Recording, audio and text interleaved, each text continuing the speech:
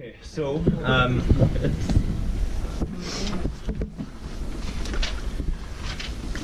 so one of the things that we've noted with Gary is he does have some stiffness in his thoracic spine. So when his rib cage moves into a caudal direction, he has a really tough time dissociating, and you are actually way better than you were a couple days ago. Well, now you're a crappy demo. So as his rib cage would move into a caudal position for stabilization, he would go into reclination because he didn't have the uprighting of the thoracic spine or the ability to segmentally flex through the upper cervical spine either. Does that make sense? So those two things will always be linked. Okay? The ability to upright the upper thoracic spine, T5 and above, is going to always be associated with upper occipital restriction into extension. Or, sorry, upper extension into flexion, fixated in extension. Okay? So when you're coaching or cueing or giving patient exercise for the deep neck flexors, it's really important that they are activating a strategy that doesn't result. So if you just tuck your chin down, okay, that's a bad strategy. Why is that a bad strategy? This looked okay, but this did not, correct? So in reality what he did is he lifted his rib cage towards his neck rather than staying relaxed, maintaining sagittal stabilization, and then elongating through here. Now, I don't necessarily want him to grip like all hell to get that, but I definitely want him to be able to dissociate the two things so that ultimately he can integrate them. So what I'm cueing patients on is just staying relaxed through here. Good. And then I just want you to, micro movement is just to imagine like a question mark. So the question mark is going to come up through here. So you're going to lengthen through here, and then you're going to circle the question mark around to the eyebrows. Does that make sense? Yeah. Good. Kind of relax that. And you still pulled the chest up. So I want you to stay relaxed through here. There we go. Good. And then I want you to very gently do that again. Real easy, just micro movements. There we go. And relax there. There's a lot of resistance to that, right? It's a really tough time dissociating that. So in his case, I would start with just a little bit of support. Lift your head and back down. Okay, and then you're just going to relax through here. And guys, you could use different contacts, obviously, if you have a female patient. Okay, and then real easy, just a micro movement of elongating through the neck and a nod of the chin. Good, and then relax, let that go.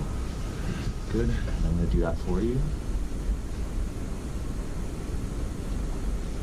And then relax and let that go. Let me do it for you. And then relax and let you get it? He's having a tough time doing that on his own, so I'm teaching him the strategy that I want him to then actively engage. And then through, and then through out a few repetitions, I'm going to have him just kind of gently go with me. Real easy. Too much. Way too much, yeah. Just less. 5%. There you go, yeah. And then relax. Okay? Now, maybe, like in chiropractic land, he has a primary fixation. Subluxation syndrome. Then I might want to do a mobilization technique on that segment. So I'm going to take my head and I'm going to hook it around the occiput. Okay, so it's like a broad, soft contact. I'm not here. It's around the hooking around the whole occiput.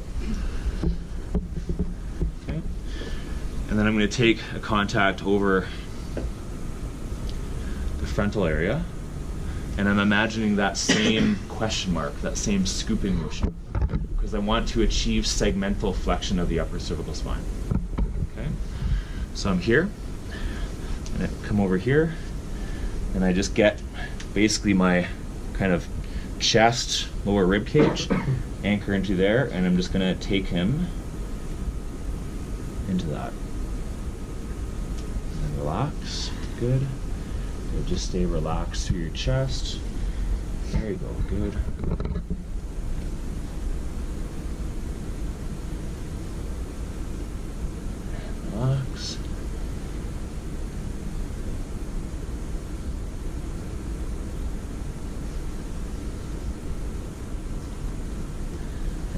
relax.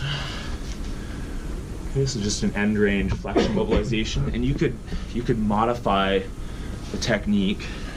So let's say in your assessment you determined, whoa, that one is really restricted. He actually is a little more restricted through occipital flexion and slight rotation to this side. So in chiropractic land, they would call it a right occipital flexion restriction. I don't know. I mean, it's like it's just different. Both, I mean, clearly both occipits are still attached, so I don't know that we can be that specific in our terminology. But if I come in through here and I just kind of create this and same mobilization with a little bit of lateral flexion and rotation, which is just purely based on what you feel.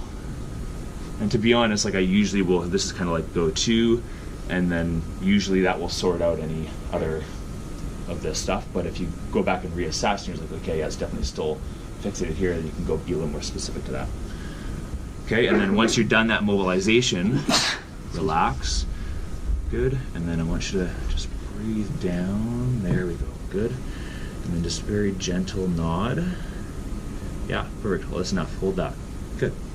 Oh, and I've got him in lateral flexion, so a little bit of a mistake there. Okay, so breathing down, very good, and then just very gentle. Yeah, good, okay. And so I start with micro movements, and I get them to learn dissociation first, and then as they learn dissociation, I can add just a little bit more, right? Just get them to kind of activate into that. Huh?